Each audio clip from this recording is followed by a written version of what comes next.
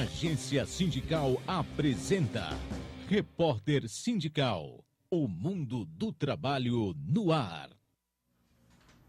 Senhoras e senhores, boa noite. Começa mais um Repórter Sindical, o mundo do trabalho no ar. Na UTV, ao vivo, sempre tratando de sindicalismo, mundo do trabalho, ações sindicais, lutas sindicais, memória sindical.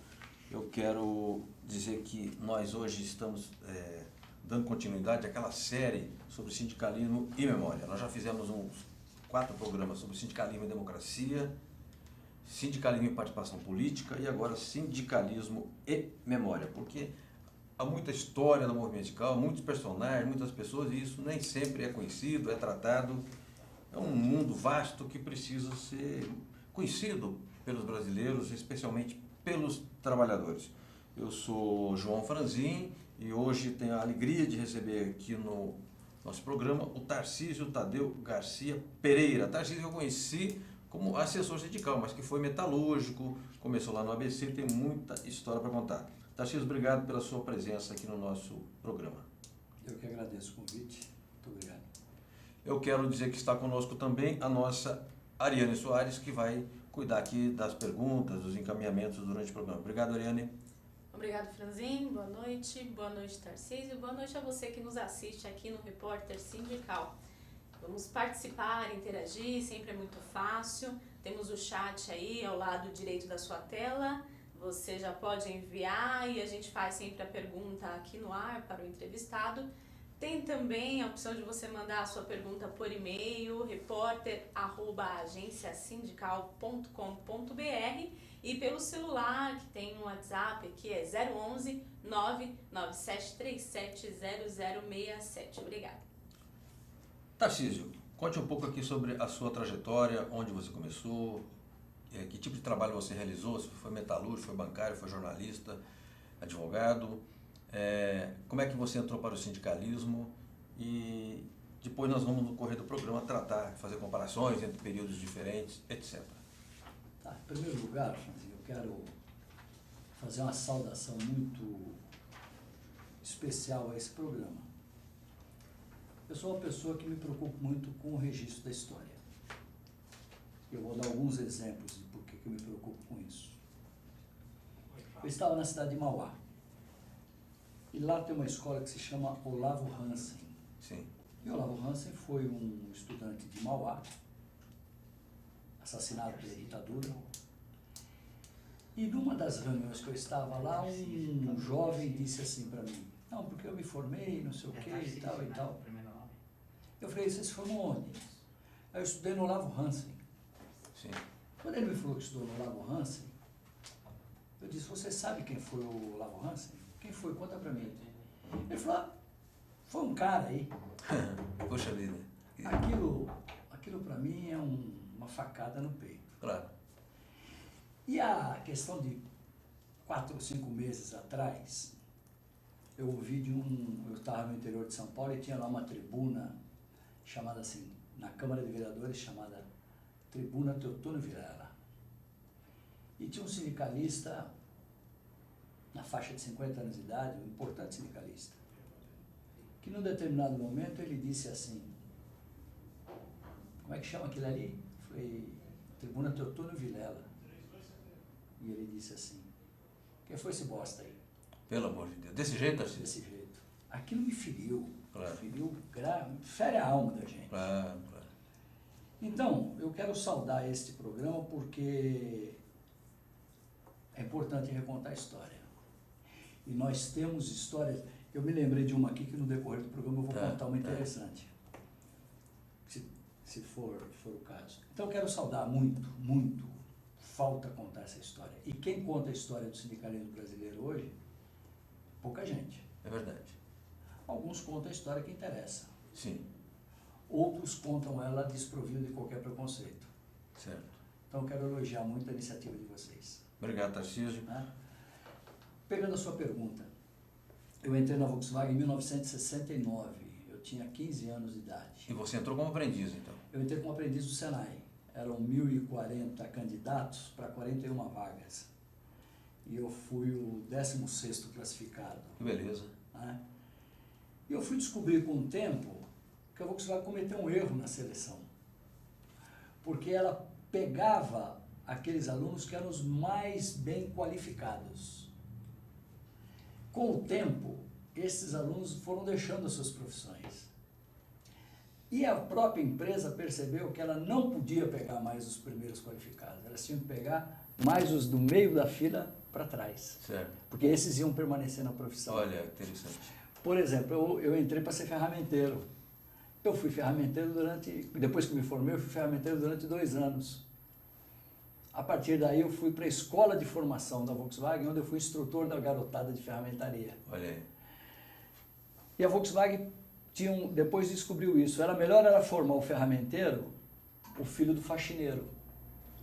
Ela não podia formar ferramenteiro, o filho do ferramenteiro, certo, porque senão ia permanecer. Tá.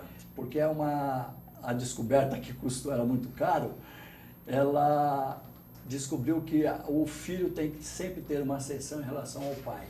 Tá. Né? A formação Entendi. O cidadão é camponês, o seu filho vai ser jornalista, não é assim? Sim, pois é. Né? É. Você é um exemplo disso. É o meu caso, né? É o seu caso. Então eu me formei lá na ferramentaria, fui instrutor de ferramentaria e saí da Volkswagen numa situação bastante difícil, né? Saí, um determinado dia me chamaram lá num departamento, eu tinha quase 10 anos de empresa, me demitiram e eu saí de um camburão de lá de dentro. Isso no ano de 1978, né? Fui colocado para fora nessa circunstância. Tanto que hoje, aproveito aqui esse programa para poder lembrar um fato interessante, que a Volkswagen está sendo denunciada por crime de lesa humanidade, porque ela participou de casos de denunciar seus funcionários e ex-funcionários para os órgãos de segurança. E você sabe qual foi o primeiro programa da TV brasileira e talvez o único que tenha dado esse fato? Não sei. Nós aqui, porque nós entrevistamos o Álvaro Egea. Olha que legal. Que ia, muito bom. numa segunda-feira, se não me engano, ao centro de São Paulo, na Frecaneca, no Ministério Público do Trabalho, Ministério Público Federal, melhor dizendo, com algumas pessoas do movimento do Fórum dos Trabalhadores por Verdade, Justiça e Reparação, encaminhar a denúncia contra a Volkswagen. Olha que legal. Então, veja só que coisa interessante. Anteontem nós demos uma entrevista com uma televisão francesa. Eu, o Álvaro Egea e o Lúcio Benentani. E 2 televisões deram isso. Vocês e a televisão francesa. Olha que bacana. Nenhuma outra que deu. Porque essa memória, ela é ainda muito brecada, para se falar a verdade. Sim. Tá certo? Bom, muito bem. Então eu parti para uma militância política, sindical, naquela época dos anos 70, e vivi ali até 1980 e alguma coisa, trabalhando diretamente, tocando as coisas diretamente com Lula. Certo. Depois disso eu saí, fui para Minas Gerais, me desencantei um pouco daquele projeto ali e fiquei 6 meses fazendo um trabalho para uma organização internacional, estudando o fluxo da produção de minério no Brasil e como estudar a interrupção da produção de minério. Tá. Cheguei a fazer esse trabalho. E depois eu vim para o Sindicato dos Metalúrgicos de São Paulo, onde convivi com uma figura que até então eu tinha muita restrição política e foi uma das maiores figuras que eu conheci na minha vida, que foi o Joaquinzão. Perfeito. Taxis, daqui a pouco você conta essa interessantíssima história. Estou aqui embevecido, né, escutando essa história fantástica e que as pessoas não contam e a mídia não conta e a mídia também esconde, a verdade é essa, mas aqui nós contamos. E uma vez que fica na internet, o programa na OTV, o que é a OTV? A OTV é um site, uma emissora que diferentemente dos sites comuns, ela tem uma programação. Então ficará, digamos, na nuvem, agora as coisas são na nuvem, e no site da agência sindical também nós vamos depois reproduzir e repercutir. Me avisa, Eduardo, que nós temos o Fala Diese, que é o momento em que essa importante instituição brasileira fala em nosso programa. Vamos lá, Edu, podemos ir?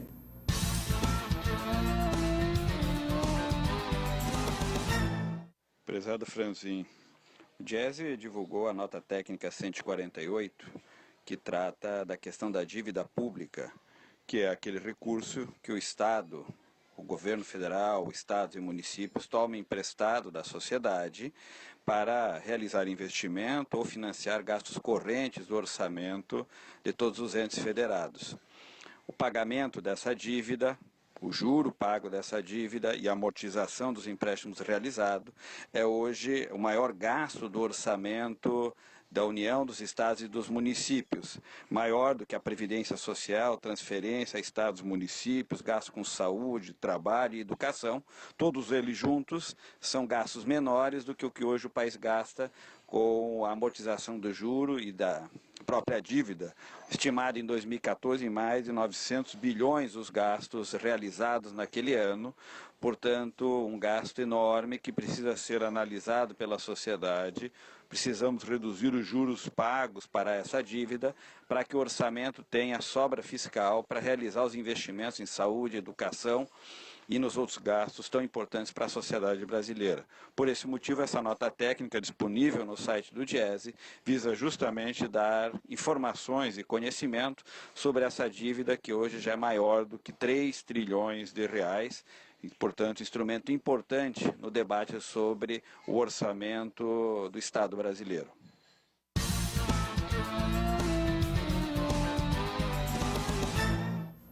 Obrigado, Clemente Gans. Lúcio, diretor técnico do Diese.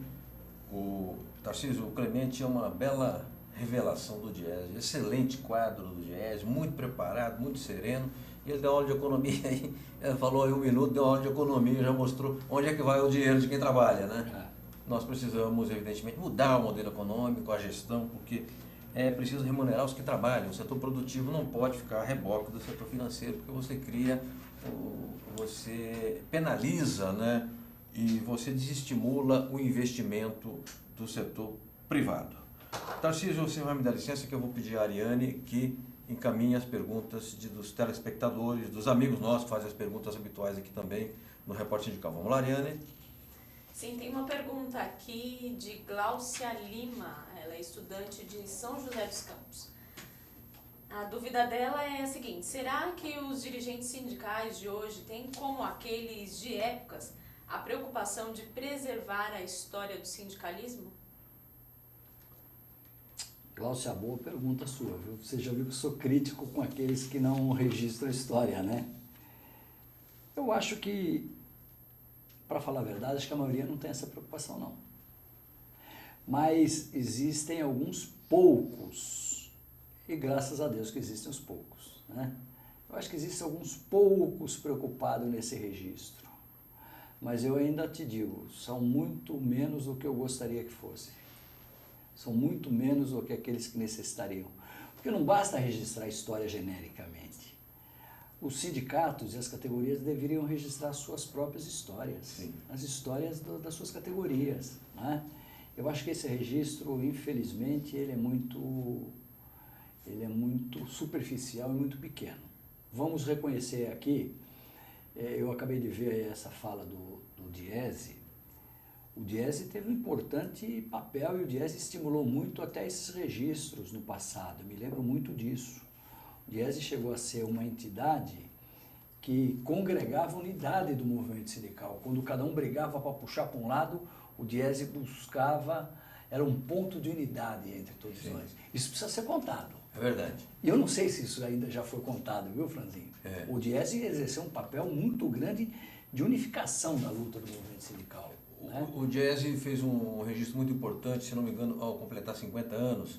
Eu me lembro que na época o Tenorinho deu um depoimento, o Lazinho, que tinha sido fundador remanescente do Diese, e eles produziram um trabalho interessante sobre a própria memória, né? Mas acho que vale o movimento sindical fazer isso que você está dizendo. Contar a história, por exemplo, do Diese. Todos que me conhecem sabem que eu trabalho para os sindicatos metalúrgicos da região. E nós fazemos lá 13 anos um jornal chamado Repórter Sindical. E por sugestão do presidente Pereira, o José Pereira, nós estamos agora contando as histórias dos direitos. Esta edição que acaba de sair, nós contamos a história da licença maternidade. É claro que no jornal você conta meia página, você conta com rapidez, é uma coisa breve, mas pelo menos faz o registro da história. E são cerca de 40 mil jornais, vai para a base, não deixa de ser também um registro e uma forma de fazer educação política. Mas, Tarcísio, eu vou chamar a reportagem daqui a pouco, Edu, porque eu quero que o Tarcísio, por favor, me fale rapidamente. Você, no ABC, trabalhou cerca de 10 anos na Volkswagen, aí saiu, num Camburão, por quê? Você participou de greve, de agitação? Qual a razão? Existia dentro da Volkswagen uma forte base, em 1972, do Partido Comunista Brasileiro. Do PCB. Do PCB. Um dos expoentes dessa organização era o companheiro Lúcio Belentani. Não é? Sim. Então, a Volkswagen ela fazia um monitoramento constante de todos os setores, especialmente da ferramentaria e da produção. Não é? E por conta de fazer isso, quando aparecia alguém com algum comportamento um pouco diferente, ela já ficava um pouco mais atenta. Certo. E como eu passei a ter uma participação no Sindicato dos Metalúrgicos a partir de 1975... O presidente era o Paulo Vidal? Paulo Vidal. Certo. Paulo Vidal. Até o Lula, de vez em quando, brincava e o Lula dizia que nós éramos a geração Lula. Eu falava, não, eu não sou geração Lula, não. Nós dois somos a geração Paulo Vidal. Porque o Lula foi da diretoria do Paulo Vidal. O Lula foi da direção do Paulo Vidal, que era o presidente. Que era o presidente quando o Lula, inclusive, era suplente da diretoria do sindicato, né? E o Lula não queria muito saber nem como todo mundo conhece, não queria nem saber muito nem de sindicalismo, nem de política, nem nada. Gostava mesmo do jogo de futebol. Estava lá um pouco meio caído do caminhão de mudança que o Frei Chico jogou ele lá naquela, né? Então, nós éramos essa geração que nós até brincávamos, nós éramos a geração Paulo Vidal. E existia um companheiro que era o Lulinha, que faleceu num acidente automobilístico no ano de 77, 78, que era contemporâneo meu na escola da Volkswagen, certo. Que era uma grande cabeça política. Era o provável sucessor do Lula no sindicato, inclusive. Né? E a Volkswagen ficava muito atenta a toda essa movimentação. Quando eu comecei a despontar, aí já me cortaram a cabeça. Né? Aí eu comecei a despontar, eu fui o relator do grupo F no Sindicato dos Metalúrgicos quando propôs a fundação da CUT. Eu fui o relator lá em São Bernardo. Cara, eu mandaria para o Tarcísio com umas 15 horas contando história. Infelizmente nós não temos mais tempo. Vamos ter tempo, sim, adequadamente. Aí eu te aviso, a gente vai conversar mais sobre isso. O Eduardo me avisa que temos reportagem. E a reportagem é reportagem mesmo, que nós fomos ontem, a agência sindical, a Ariane, ao evento da CNTM, fez uma matéria fresca, portanto, e vai colocar agora no ar. Podemos ver a matéria do reportagem? Vamos lá? A Confederação Nacional dos Trabalhadores Metalúrgicos, CNTM, realizou de 6 a 8 de outubro o Seminário Nacional do Setor Metalúrgico. O evento reuniu dirigentes sindicais das 156 entidades filiadas à Confederação de todas as regiões do país. Segundo Miguel Torres, o seminário debateu os efeitos da recessão no setor metalúrgico e também as propostas dos trabalhadores para o país sair da crise. Um seminário que vai discutir os reflexos da crise no setor metalúrgico e também vamos debater as propostas dos trabalhadores para a gente contribuir à saída dessa crise. E daqui vão sair propostas para a gente levar os governos, não só o federal, mas os estaduais também, e também ao corpo de empresários que queiram contribuir para o Brasil sair da crise. Participantes destacaram a importância do evento diante das dificuldades que a economia tem enfrentado. Então tudo que a gente vai discutir aqui serve para a gente pautar o governo e para a gente colocar propostas, né, para a indústria, que ela é extremamente importante numa economia como a nossa. Né? Ela, vamos dizer assim, ela cumpre, né, um papel extremamente importante no sentido de a gente buscar o desenvolvimento econômico. Veio em boa hora esse seminário da CNTM, tá de parabéns o companheiro Miguel, que é presidente. E aqui vamos abordar esses temas e tentar chegarmos aí a uma solução, talvez não, mas aí a um entendimento do que podemos nós, da Confederação, juntamente com as centrais sindicais, com a força sindical e com os sindicatos, aquilo que é melhor para o trabalhador, que esse sim é nosso foco, nosso trabalho. Então acho que uma das formas é isso, ter seminários, pessoas que participam e que entendam desse momento para passar para nós um pouco de experiência para que a gente leve aos trabalhadores. Bacana, bacana. Viu o Celinho Malta aí, amigo meu, participou de uma eleição duríssima em 2005 nos Metalúrgicos de Guarulhos. O Célio foi jovem, foi muito valente naquele momento. Até um dia eu disse, Célio, você agora não é mais soldado raso. Agora você já tem aqui uma divisa que você já é oficial. porque você, a têmpera do soldado é forjada na luta, na batalha, né? Então ele passou no teste, sério, grande cara, me deu muitíssimamente bem. Miguel também, acho que é um bom dirigente, e 3 palestrantes de altíssima qualidade, o Toninho do DIAP, a Mônica Veloso, que está cuidando das redes sindicais internacionais, fez uma palestra, eu aprendi muito na palestra dela, e o Correia de Lacerda, professor da PUC de Economia, a meu ver, que é quem tem a melhor leitura da economia brasileira hoje, no modo de entender, é o Correia de Lacerda. Então, se aprendeu muito naquele evento que se encerrou hoje, por sinal. Tarcísio Tadeu Garcia, está aqui, olha, a fichinha da produção. Ativista no Fórum de Trabalhadores por Verdade, Justiça e Reparação, que reúne integrantes do grupo de trabalho Ditadura e Repressão aos Trabalhadores e ao Movimento Sindical, da Comissão Nacional da Verdade, milita atualmente no PDT, foi assessor e consultor sindical, foi dono de uma empresa chamada Soma, que eu me lembro, e trabalhou com o Joaquinzão. Você estava falando do Lula, do PT. Você chegou a ser filiado ao PT? Cheguei, fundador do PT. É. Fundador do PT. Mas você participou daquela famosa reunião lá no Colégio Sion, na Regional? Participei daquela, aliás, tem um livro... Você está naquela foto ou não? Eu estou no livro do Encontro de São Bernardo. Tá. Né? Encontro de São Bernardo, quando reuniu, eu me recordo que foi a presença lá de intelectuais que depois não quiseram a fundação do PT, inclusive naquele momento, e que foram lá para convencer que deveríamos fazer um grande partido popular e não um partido de trabalhadores. É. E aquele foi um divisor de águas naquele momento, porque os que queriam o grande partido popular não queriam que nascesse com a marca de partido de trabalhadores. Né? Então ali foi um divisor de águas e foi onde se fundou, praticamente separou ali, e depois já veio a fundação do PT. Eu participei ativamente daquele momento lá. Perfeito. Você foi também do Partidão, do PCB, e hoje você milita no PDT, é isso? Milito no PDT. E por que você está no PDT? O que te atrai assim, no projeto, digamos, trabalhista? Olha, Franzinho, eu fiquei, na verdade, 8 anos afastado da vida política e da vida sindical. Né? Eu voltei agora porque achei que era um momento de retomar um pouco, em função da maturidade. Descansei uns 8 anos aposentado, né? Fiquei criando galinha um bom período, né?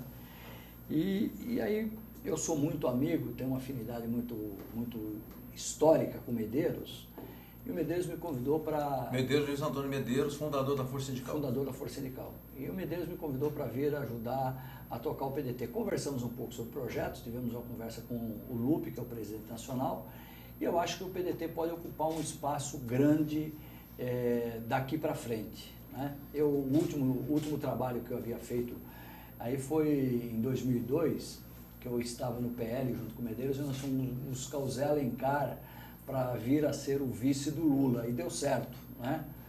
E agora eu creio que nós vamos poder aproveitar essa experiência para caminhar no PDT com o objetivo de termos aí uma futura candidatura presidencial do Ciro Gomes, e vamos buscar um candidato também competitivo em São Paulo para ser o nosso candidato a governador aqui. Perfeito. Eu vejo que no PDT está se fazendo um trabalho de reorganização do campo sindical também do partido. Eu acho importante, né, Tarcísio? Até o Pereira, o presidente de Metalúrgica Guarulhos, preside um movimento estadual aqui. O Pereira tem dado uma contribuição muito grande nesse aspecto da discussão sindical, e nós temos ali vários movimentos, né? O sindical de mulheres, movimento negro, aposentados, etc. Pereira tem sido uma pessoa bastante importante nessa reestruturação, e um partido que se diz trabalhista, ele naturalmente tem que ficar muito firme a bandeira ao lado dos trabalhadores e dos sindicalistas, porque é por aí que a gente acaba entendendo um pouco melhor as transformações necessárias que devem ser feitas e propostas por um partido político a partir das propostas realizadas pelo movimento sindical. Perfeito. Obrigado, Tarcísio. O Edu me avisa que temos um intervalo, a gente vai respirar aqui durante uns 2 minutos e voltamos já com o Repórter Sindical, o Mundo do Trabalho no Ar. Hoje recebendo Tarcísio Tadeu Garcia Pereira, meu amigo de tantos anos, consultor sindical, ativista político, ex-metalúrgico. Eu trabalhei em metalúrgica também, mas depois eu conto fora do programa a história para você, tá bom? Vamos lá?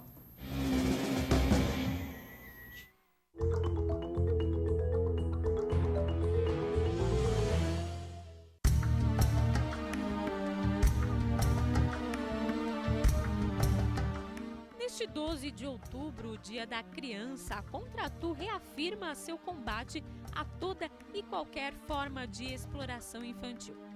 A diretoria da nossa confederação reitera que trabalho não combina com criança. Lugar de criança é na escola.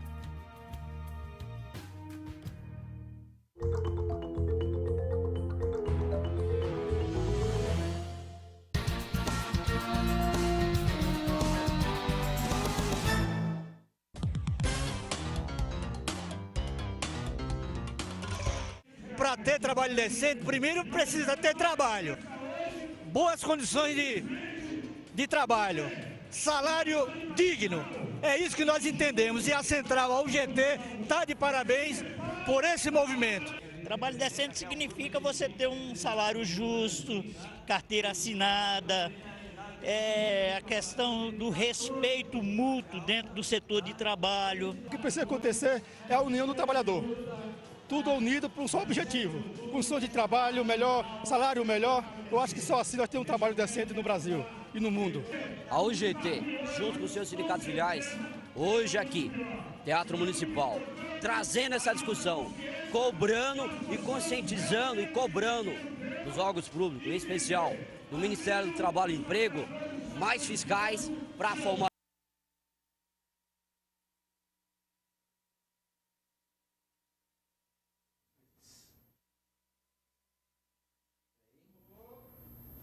Muito bem, houve um problema técnico, na Rede Globo é assim mesmo, acontece até com uma certa regularidade, aqui também. Mas eu quero parabenizar o GT por ter marcado com luta o dia em defesa do trabalho decente. O Josimar que estava falando aí, Tarcísio, é um jovem dirigente, eu acho que ele tem futuro no movimento sindical, acho bom combativo, articulado, fala bem, etc. Tem jeito para o sindicalismo. Tarcísio, você falou um pouco do PDT, você falou da sua participação no PT, foi um dos fundadores, foi do Partidão. Você também começou falando que foi metalúrgico, ferramenteiro na Volkswagen, teve uma atuação partidária aí, quando se atacou aquela célula do PCB na Volks, você foi uma das vítimas. A Volkswagen, tem que ser dito porque é fato, o chefe de segurança era nazista, era procurado inclusive pelos caçadores de nazistas que havia na época, aquele movimento, e sobretudo pelos judeus que foram perseguidos. Era este homem que cuidava da segurança na Volkswagen, para vocês terem uma ideia de como é que era a repressão. Eu não sei como é que tem gente saindo na rua e defendendo a ditadura, tem que ser muita burrice, muita ignorância. Tarcísio, você viu aí o congresso, na verdade o seminário dos metalúrgicos. Que diferença tem do sindicalismo daquela época para o sindicalismo de hoje? Melhorou, piorou? Como é que você avalia? Eu avalio que o nosso sindicalismo, ele em primeiro lugar, ele não é um sindicalismo pobre, de recursos financeiros. O nosso sindicalismo, nós podemos dizer que é um sindicalismo bem estável economicamente. Eu acho que ele tem duas crises. Uma é uma crise de redução de emprego. De postos de trabalho. Não é? Reduz muito postos de trabalho. E um segundo é que eu entendo que o sindicalismo não tem encontrado bandeiras amplas de unidade do movimento sindical nas questões fundamentais. O que eu chamo disso? Não quero criticar o sindicalismo. Eu quero ajudar, inclusive, a encontrar um rumo para isso. Vamos pegar um exemplo. Eu tenho visto o sindicalismo discutir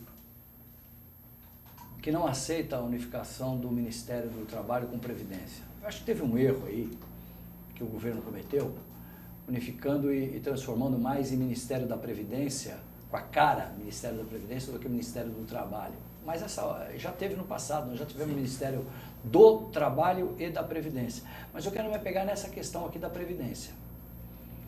A Previdência Social no Brasil, ela precisa ser melhor discutida pelo sindicalismo brasileiro.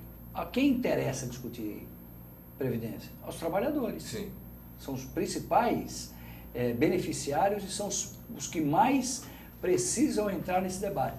Eu acho que falta ao movimento sindical pegar estas grandes bandeiras e propor algumas coisas no seguinte sentido. Quem paga a Previdência no Brasil? Os trabalhadores, o governo e os empresários. Será que esses três pagam mesmo? Sim. Será que o governo paga? Será que o governo dá a sua parte?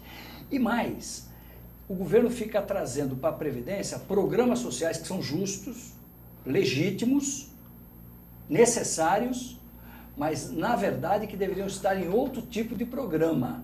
Vamos pegar um exemplo? LOAS, Lei Orgânica de Assistência Social, que é garantir um salário mínimo para todos aqueles cidadãos que não têm aposentadoria, que são arrimos ou que vivem sozinhos. É justo, mas isso não faz parte de um programa social? Sim. Por que isso é tirado da Previdência Social? Ora, se é tirado da Previdência Social, eu que sou aposentado e que paguei a Previdência, eu não estou querendo negar LOAS para ninguém, longe disso. Mas é uma discussão que o movimento sindical precisa fazer. Correto. E tem coisas que precisam ser feitas e cortar firme na carne. Eu acho que faltam essas bandeiras para o movimento sindical brasileiro. O movimento sindical brasileiro ele sempre se deu muito bem quando existia inflação. Por quê? Porque ele tinha muita conquista. Ele corria muito atrás da inflação. Então ele mobilizava com facilidade. Tinha muito discurso. Tinha muito discurso e tinha muita mobilização. Sim, sim. Hoje nós não temos um discurso ajustado, acertado e também não temos mobilização. Vamos reconhecer isso. Ô Tarcísio, é importante que você fale isso com a serenidade e o conhecimento que você tem e autoridade para falar. Por exemplo, eu acho que se adotou uma medida muito importante no Brasil recentemente, agora, questão de uma semana, duas, que foi a proibição de doações de empresas privadas e públicas para as campanhas. Por quê? Porque a democracia é o regime do cidadão, não é da pessoa jurídica. O movimento sindical, talvez por uma iniciativa isolada da agência sindical, que é onde eu trabalho, não repercutiu o assunto. Eu liguei para o Ricardo Patá, que é até meu amigo, e somos até vizinho, e Patá, o que você pensa a respeito disso? Ele disse, não, eu sou totalmente a favor, eu acho que tem que ser financiado pelos cidadãos, tem que ser financiado pelos ativistas, pelos simpatizantes do partido. É uma causa que o movimento sindical devia apoiar desde o início, porque tira a influência espúria do capital no processo político, no processo eleitoral. É uma bandeira que nós deveríamos ter apoiado, não é? E ficou para trás, e como tantas outras que você poderia passar aqui horas e horas apontando. Mas, Tarcísio, há mais perguntas, eu quero passar para a nossa Ariane Soares, as perguntas dos nossos telespectadores. Não, agora são aqui é internauta, né? Quem nos acompanha pelo site que dá o TV. Vamos lá? O que temos? Nós recebemos uma pergunta do internauta Robson Gilgazola, que é jornalista, ele mandou a pergunta por e-mail hoje. De que modo as redes sociais, internet em si, contribuem na geração de conteúdos a serem preservados no futuro? Esse tipo de conteúdo pode ser memória para o amanhã? Robson, polêmico, hein? Polêmico. Na minha visão é polêmico. Sabe por quê? As redes sociais são extremamente importantes. Mas vamos falar a verdade. Elas são tão importantes e a gente vê ela estar sendo tão mal utilizada em determinados momentos. Vamos pegar um exemplo. Existe uma rede social de boataria, não existe? Uma rede social de boataria você destrói um cidadão. Uma rede social de boataria você destrói um dirigente. Eu acho que é importante. Eu não defendo que haja controle sobre as redes sociais, como alguns dizem. Mas eu acho que nós temos que ter uma reeducação política do cidadão para utilizar a rede social. A gente tem que pensar, isso não tem jeito, isso é só educação. É só um país onde a gente vê, de fato, a utilização da rede social de forma educada. Vamos pegar um exemplo? Tem sido comum a gente ver nas redes sociais o cidadão torturando o outro. Vamos pegar esse exemplo? Pegam um bandido, não entregam ele para a polícia, confinam ele num determinado lugar e cai 10, 20, 30 dando chute, pontapé e nós vimos outro dia um caso que mataram um inocente. Tudo pelas redes sociais. As redes sociais nesse momento elas passam a ser um elemento complicador e perigoso de estímulo a determinadas bestialidades. E a bestialidade também pode ser a bestialidade histórica. Então nós temos que examinar como cidadão a melhor forma de utilizar. Mas eu estou de acordo, Robson, a sua pergunta é muito boa e apropriada para que a gente pense em fazer o registro da história e da memória também pelas redes sociais. Apenas com um pouco dessa reflexão que eu deixei aqui. Perfeito. O que disse o Tarcísio aqui, a ponderação que ele fez, né? Isso geraria um semestre inteiro de debate na USP, lá na ECA, sobre comunicação e redes sociais. Aliás, hoje, lá no evento da CNTM, porque está na moda, agora é onda, redes sociais e tal. E o Toninho do JAP, que é jornalista, um sujeito muito qualificado, etc., diz o seguinte: mas é preciso que haja mediação das instituições. Por exemplo, há uma lenda de que agora você organiza categoria pelas redes sociais, faz greve pelas redes sociais. Não! Se não tiver a mediação da organização representativa historicamente construída, isso se perde e pode dar em qualquer coisa. E aí acaba nisso que disse o Tarcísio. Porque as redes sociais, os aventureiros se protegem no anonimato, no suposto anonimato, na covardia. E aí vale tudo quando a pessoa aceita esse método de ação. Tarcísio, eu quero aproveitar e mostrar um livrinho gasto, judiado que eu tenho aqui em mãos, que é a nossa Constituição Cidadã. Você certamente, como eu, e você mais do que eu, nós participamos daquelas jornadas constituintes, dos debates pré-constituintes, na comissão de sistematização, etc. Porque a nossa carta completou 27 anos agora, dia 5. E eu fiquei muito triste, e não digo decepcionado, que não é o caso, de ver que o sindicalismo não repercutiu no seu site, nos seus materiais de comunicação, essa importante data. E lá na agência, eu mesmo liguei para o Toninho do JAP, que conheci jovem no processo constituinte, no encontro de comunicação que fizemos com o Sérgio Gomes na UNB, o Sérgio.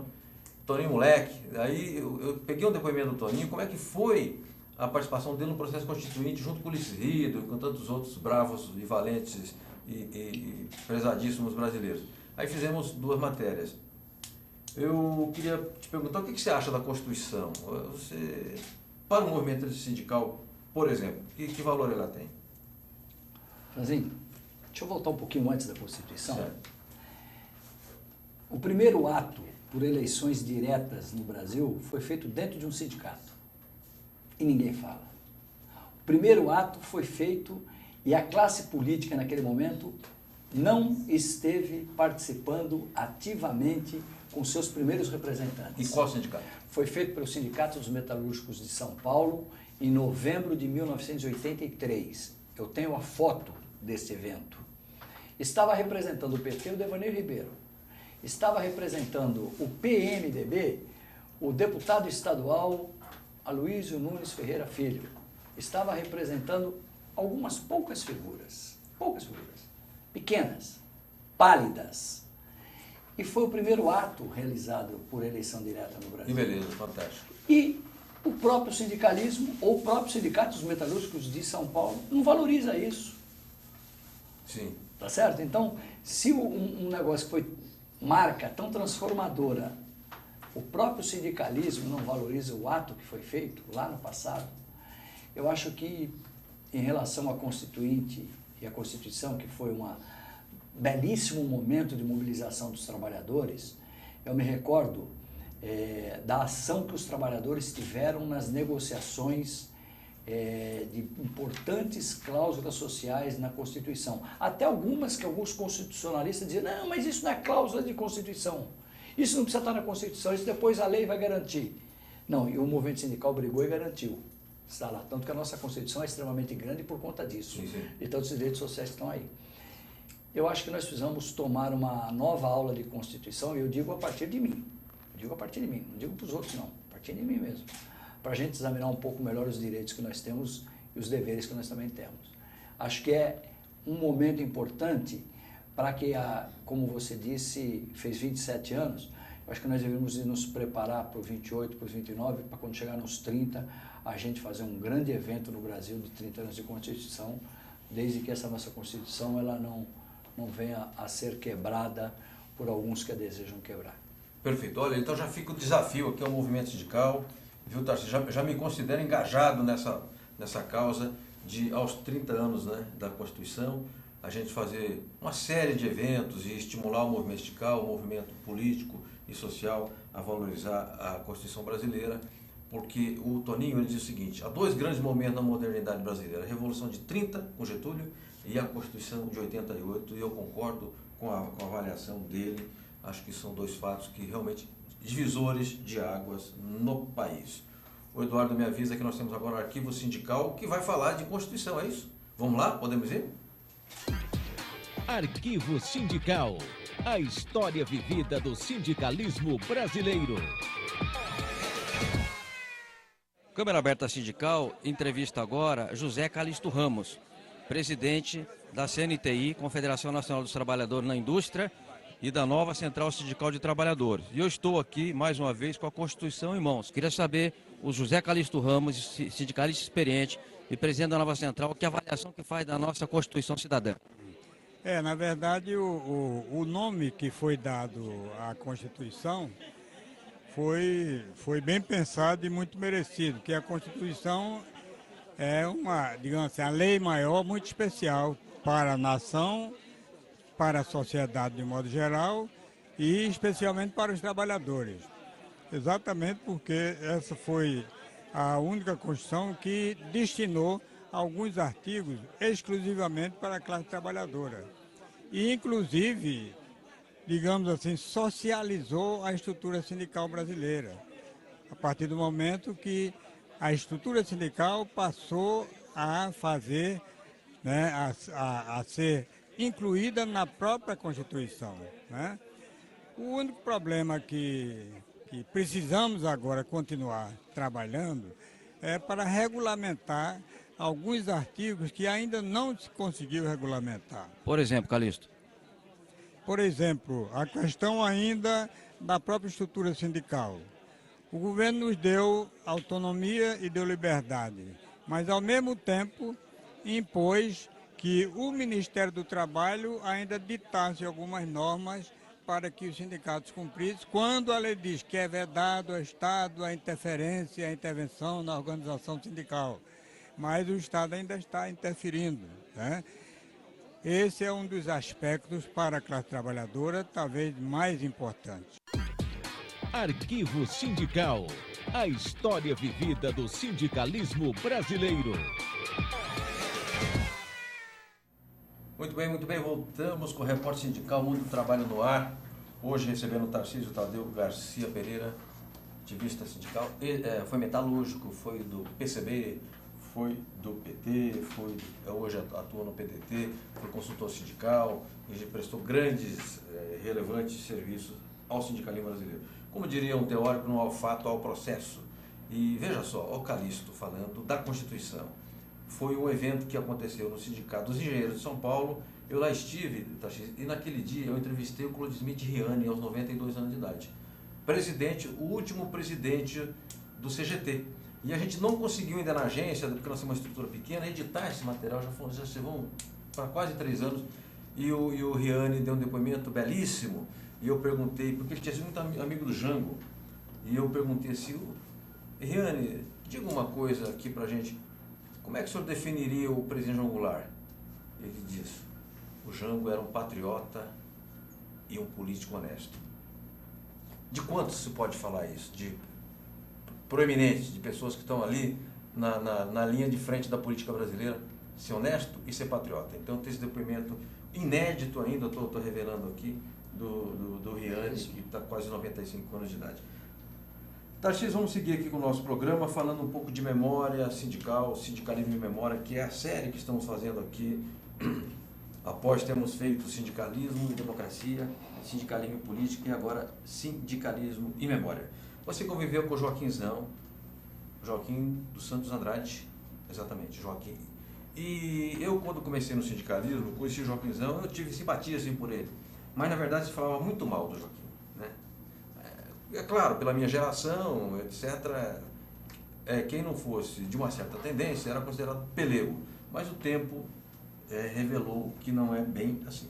Como é que era o Joaquim? Era um bom dirigente de cara, um cara correto, tinha posições políticas avançadas? Olha, em primeiro lugar, eu quero aproveitar para dizer aqui que eu sinto uma certa inveja do Calixto. Eu vi o Calixto aí na tela agora, eu conheci o Calixto em 1982, certo. 83. Faz alguns anos já, né? Eu conheci o Calixto em 85. E o Calixto continua o mesmo.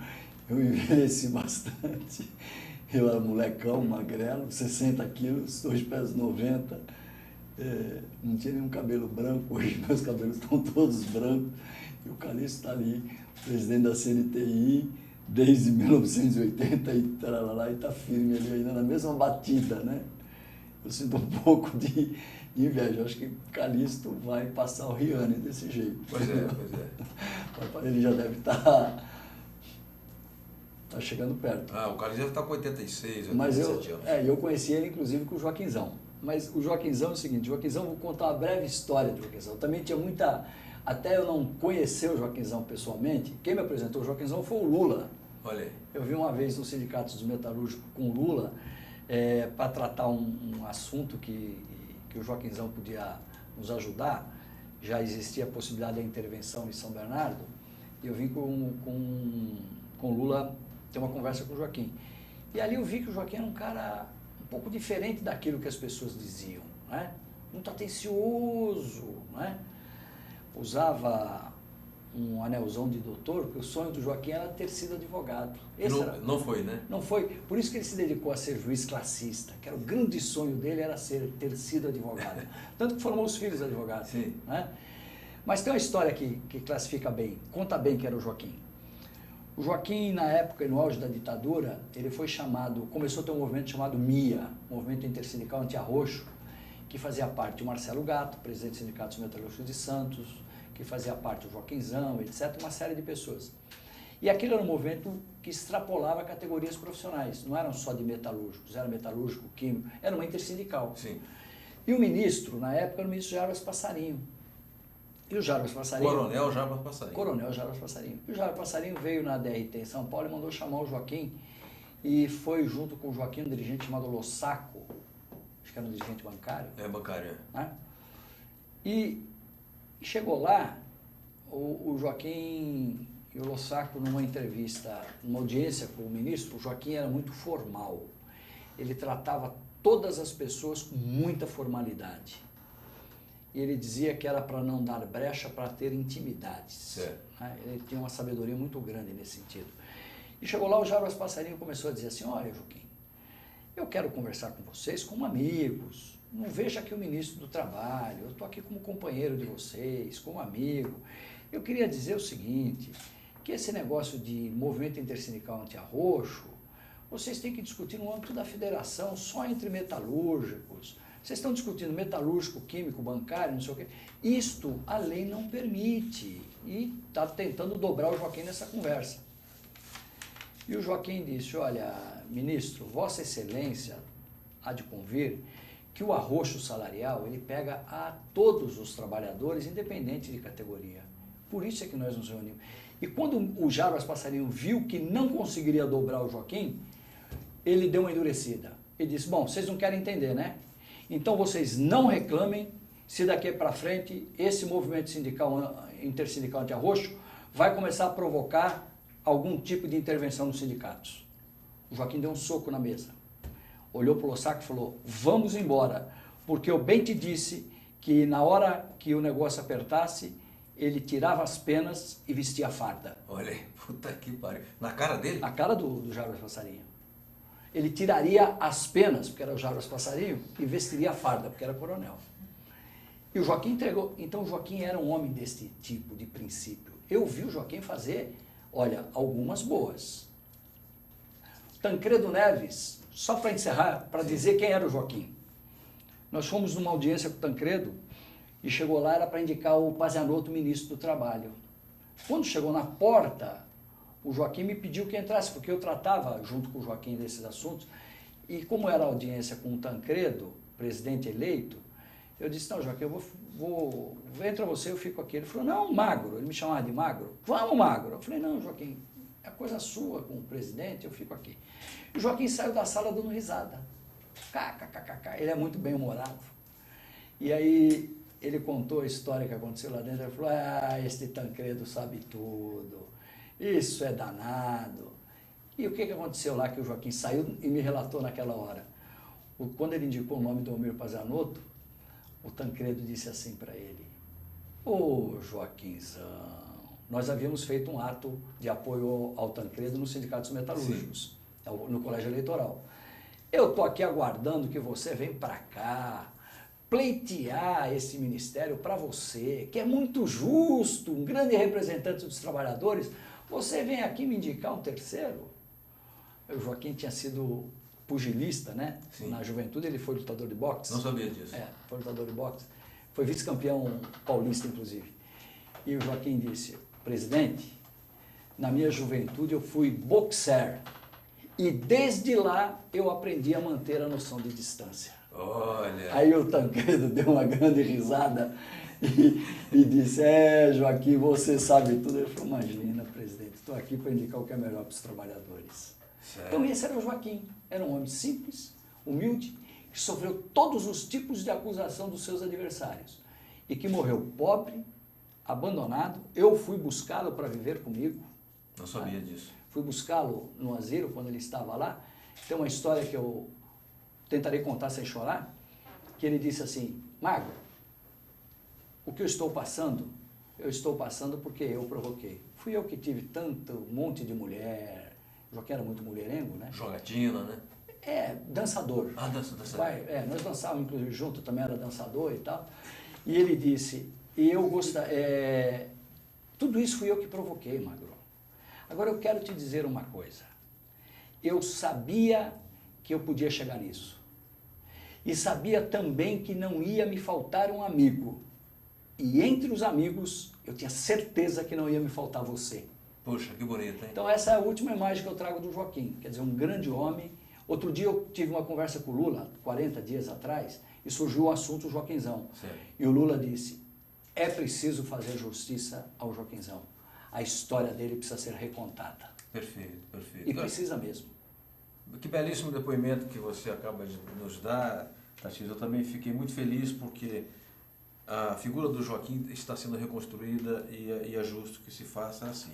Certa ocasião eu fui fazer uma cobertura de um congresso dos metalúrgicos de São Paulo e fizemos até uma revista lá para a entidade.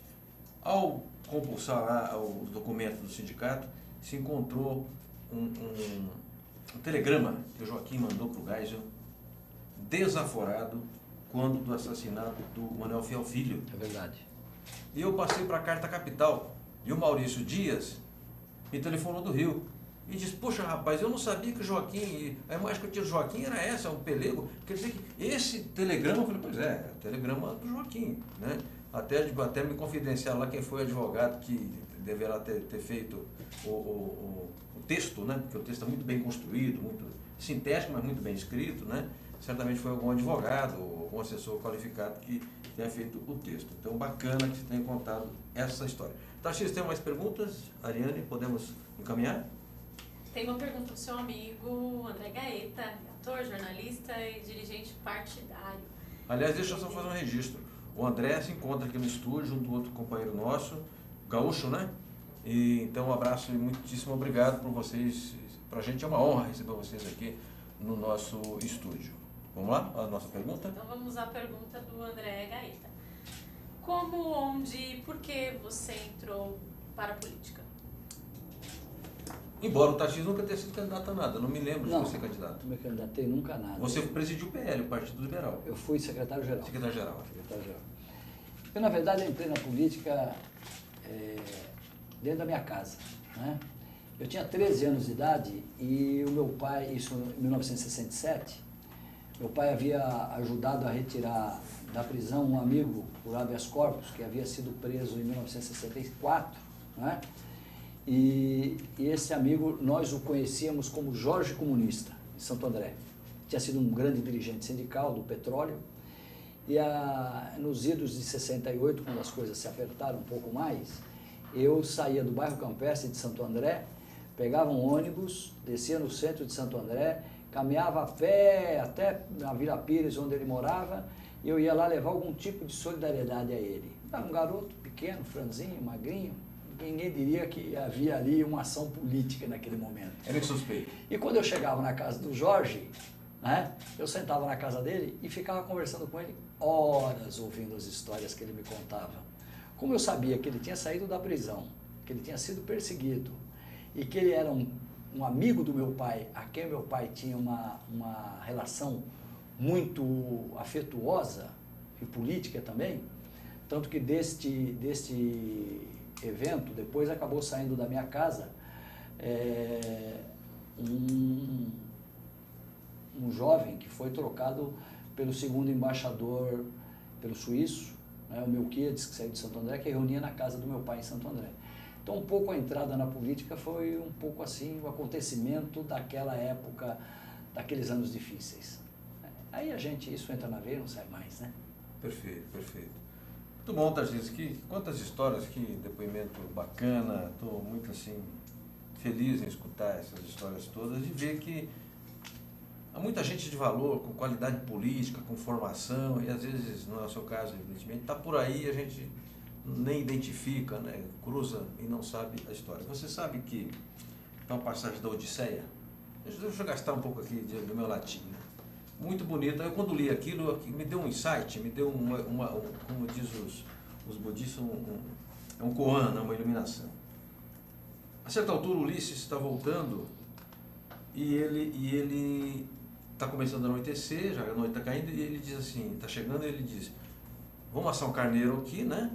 Porque a gente precisa comer, trabalhou o dia inteiro, se deslocou o dia inteiro, precisa comer. Aí, de onde ele estava, ele avistou um sentinela destratando um transeunte, um sujeito que estava passando lá.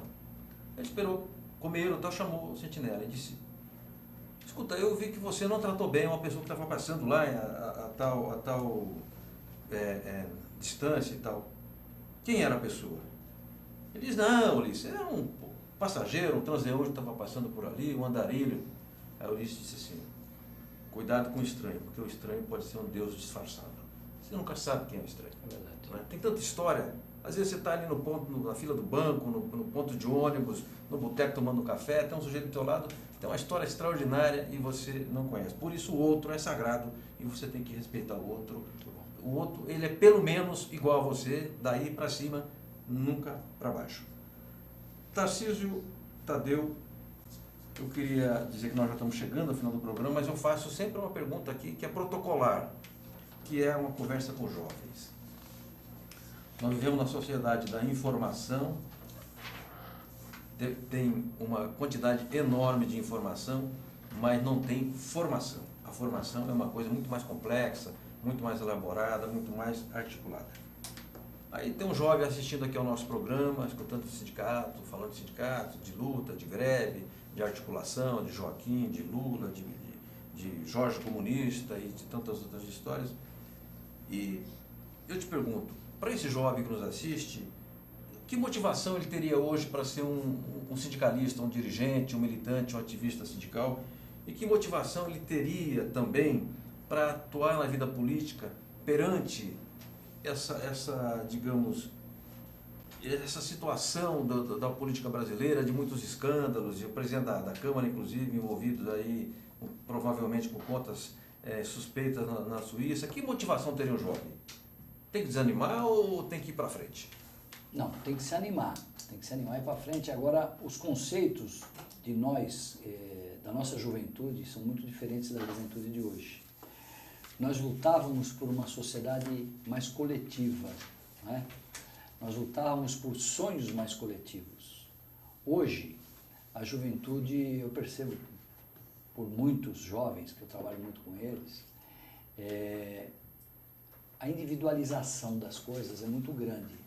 Eu acho até que eles são, de princípio, melhor do que nós fomos, a minha geração foi. Eu acho que, de princípio, eles são mais firmes, né? O jovem que tem uma formação média, mas eles não têm uma formação mais prática da atividade pública. Eles são reticentes a essa atividade. Nós lutávamos para entrar na atividade pública. Eles não, eles repelem a atividade pública, justamente por conta de tantos escândalos e tantas desilusões que os seus próprios pais acabam passando para eles. Né? Esses dias eu conversei com um amigo que tem mais ou menos a mesma idade que eu, e ele dizia assim, nós fomos derrotados, o nosso projeto deu errado. Eu confesso que isso também me fere. Sim. Me fere. mas nós não podemos entregar isso de bandeja, não. Eu acho que a juventude, eles vão encontrar um novo canal e uma nova forma da participação política. É importante que eles entrem no processo político, mas muito mais importante é que eles não se contaminem pelo processo político, porque o processo político está contaminado. Essa que é a verdade. Hoje, eu tive a oportunidade de conviver em algumas boas situações com o Dr. Ulisses Guimarães e com outras figuras, por conta do Joaquinzão, inclusive. E cada vez que esses homens sentavam, a gente percebia que eles não sentavam para discutir poder, eles sentavam para discutir a nação, sentavam para discutir o país, sentavam para discutir o projeto de nação. Brizola, Ulisses, Teotônio Vilela. Olha que belo personagem da nossa história, que não tem uma biografia, viu?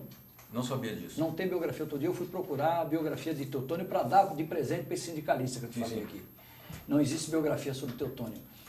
Um homem que rompe com o partido do governo, cheio de benesses que poderia ter, rompe com a Arena e vai visitar os presos políticos que estavam presos e torturados, e vai conversar com os presos e começa a fazer a grande campanha da anistia no Brasil. Perfeito. Teotônio Vilela. Eu vi Dr. Ulisses Guimarães fazer um telefonema para ele. Quando eu estava na casa do Ulisses, eu e o Joaquinzão, sobre a greve geral de 83. Ele falou assim: Joaquinzão, o Teotônio está numa situação difícil, nós precisamos dar um estímulo para ele. Teotônio, vem para cá que o Joaquinzão vai decretar uma greve geral. No dia seguinte, o Teotônio tinha saído de Alagoas e estava na porta dos sindicatos metalúrgicos, careca, e estava pronto a ir para a porta de fábrica. Perfeito. Então, Tarcísio, para o jovem que nos assiste, não pense no Eduardo Cunha, pense no Teotônio Vilela, e aí você terá um estímulo para participar da vida pública, não só da vida partidária, a vida pública é maior do que tudo isso. Tarcísio, muito obrigado pela sua participação, você que nos assistiu, Ariane, muito obrigado, André Gaúcho, Gisele, Edu, Sérgio, que está lá do outro lado, na técnica, muito obrigado. E até quinta-feira que vem, com um novo programa Repórter Sindical, tratando de sindicalismo e memória. Até lá.